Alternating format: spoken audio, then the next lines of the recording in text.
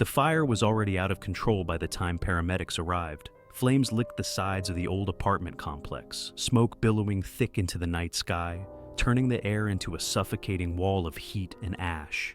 This place should have been condemned years ago, Nathan Carter thought, as he jumped out of the ambulance, his partner Lisa right behind him. They'd been through fires before, but something about this one, something about the way it consumed the building like it was starving, felt wrong. "Jesus," Lisa muttered, pulling on her mask. "They said everyone's been evacuated, but it doesn't feel like it." Nathan adjusted his gear and scanned the chaotic scene. Firefighters shouting, hoses blasting, residents crying on the curb. A woman was clutching her dog, tears streaking her soot-covered face, while a young man held his elderly mother tightly, rocking her back and forth. Relief mixed with fear, but Nathan had been doing this job long enough to know better. Not everyone made it out.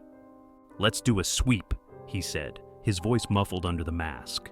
They moved toward the entrance, stepping over shattered glass and debris, the building groaning under the stress of the fire. Inside, it was chaos. Smoke clung to the walls like something alive, swirling around them, making visibility nearly impossible. The air was thick, every breath tasting of soot and sweat.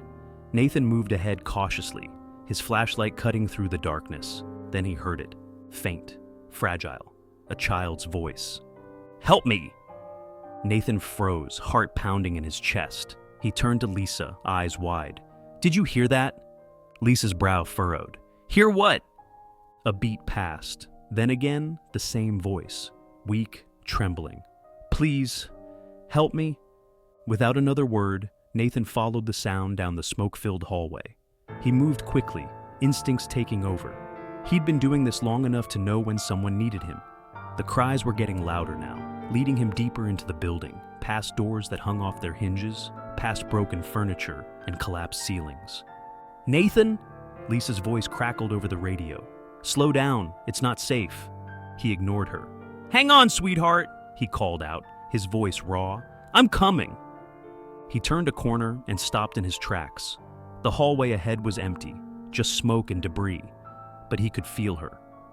"Where are you?" he called, desperation creeping into his voice. No response. Nathan moved forward, sweeping his flashlight over the charred walls. Nothing. Just a hollow silence now, save for the roaring fire deeper inside the building. He checked every door, every corner, but there was no sign of a child.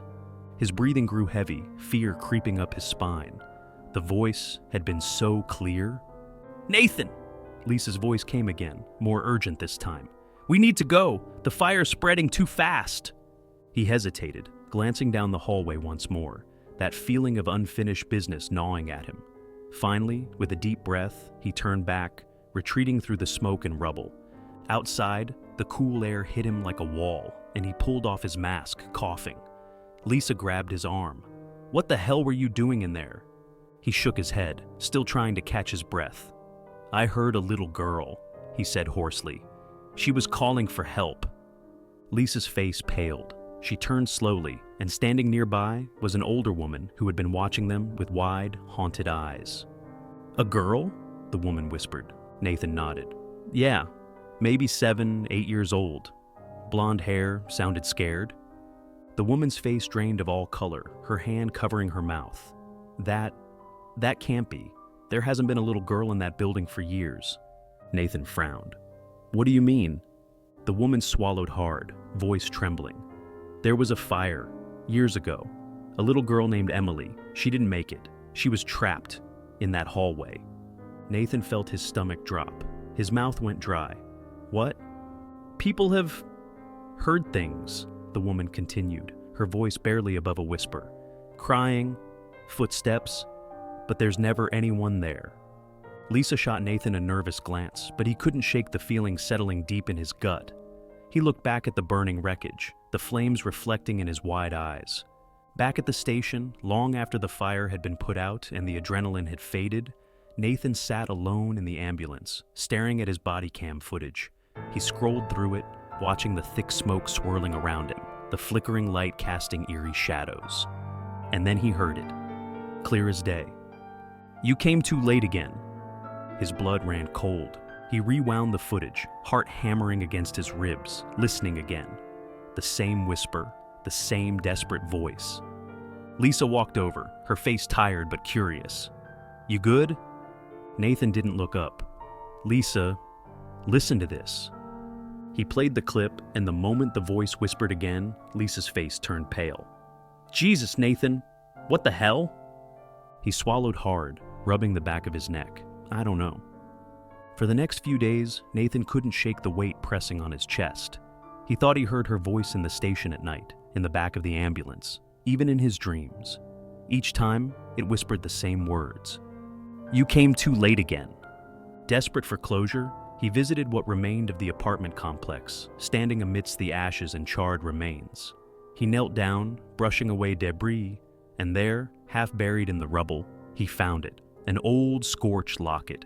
Carefully prying it open, he saw a faded photo inside, a young girl with blonde curls, smiling up at him. Emily. Nathan closed his eyes, swallowing back the lump in his throat. "I'm sorry," he whispered, clutching the locket tightly in his palm. "I'm so sorry." As the wind picked up, carrying the scent of smoke and something else, something soft like lavender, Nathan stood up.